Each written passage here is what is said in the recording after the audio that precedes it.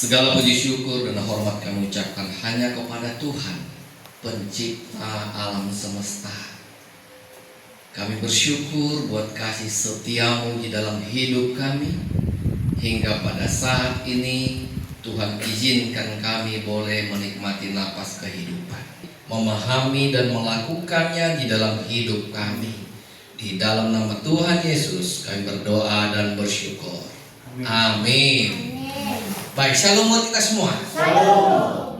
Ada sukacita hari ini? Amin. Yesaya 44 ayat 1 hingga ayatnya yang keempat, begini bunyi firman Tuhan. Tuhan satu-satunya Allah. Tetapi sekarang dengarlah, hai Yakub hambaku, dan hai Israel yang telah kupilih. Beginilah firman Tuhan yang menjadikan engkau, yang membentuk engkau sejak dari kandungan, dan yang menolong engkau. Janganlah takut, hai hambaku Yakub, dan hai Yeshurun yang telah kupilih. Sebab aku akan mencurahkan air ke atas tanah yang haus, dan hujan lebat ke atas tempat yang kering. Aku akan mencurahkan rohku ke atas keturunanmu, dan berkatku ke atas anak cucumu. Mereka akan tumbuh seperti rumput di tengah-tengah air, seperti pohon-pohon gandurasa di tepi sungai. Sampai di sana pembacaan firman Tuhan. Ketika bangsa Israel berada di pembuangan Babel. Menurut teman-teman, kenapa Allah harus menghukum bangsa Israel berada di pembuangan Babel?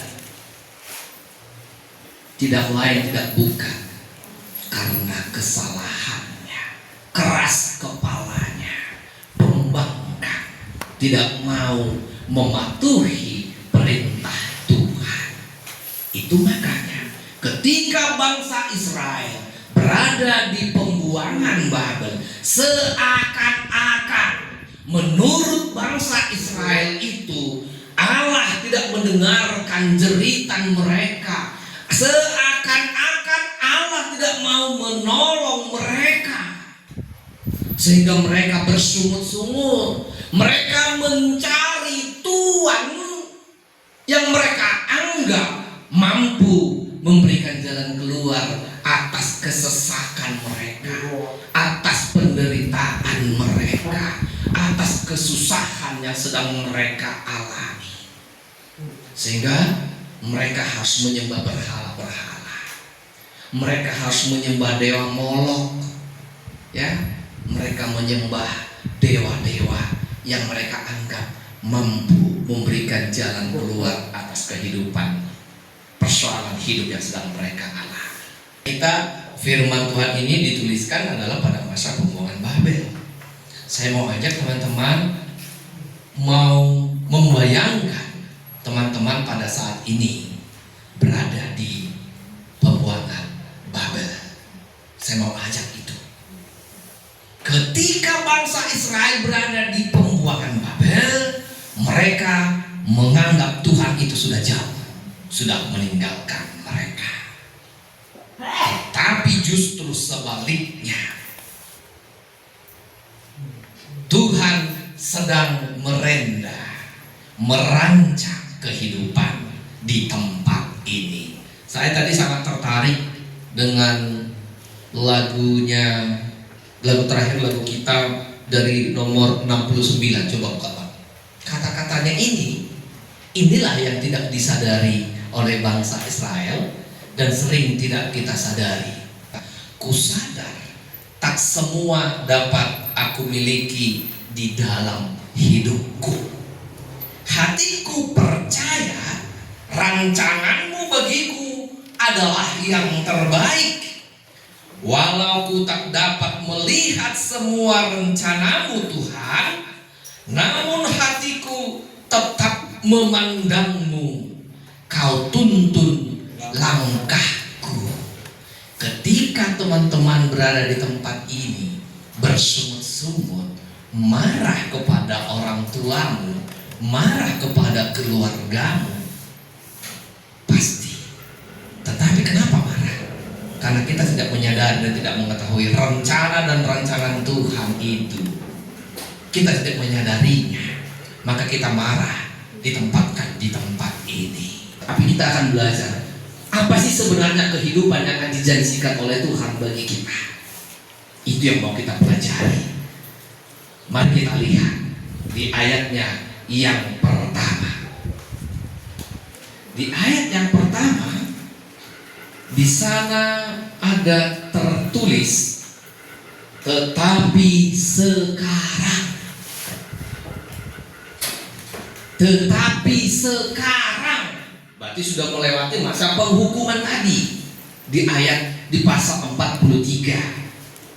Seakan-akan tidak berguna kata tetapi sekarang ini.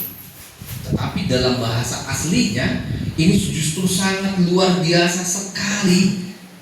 Tetapi sekarang, we'ata, dalam bahasa aslinya we'ata, suatu peralihan total, totalitas perubahan hidup yang Tuhan janjikan bagi setiap orang yang mau bagaimana. Di ayat yang pertama, tetapi sekarang peralihan hidup total bagi setiap orang, ada perintahnya, dengarlah. Ada kata dengar di situ di ayat yang pertama. Inilah firman Tuhan yang menjadikan engkau.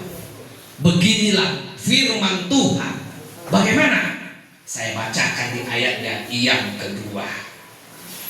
Beginilah firman Tuhan yang menjadikan engkau, yang membentuk engkau sejak dari kandungan.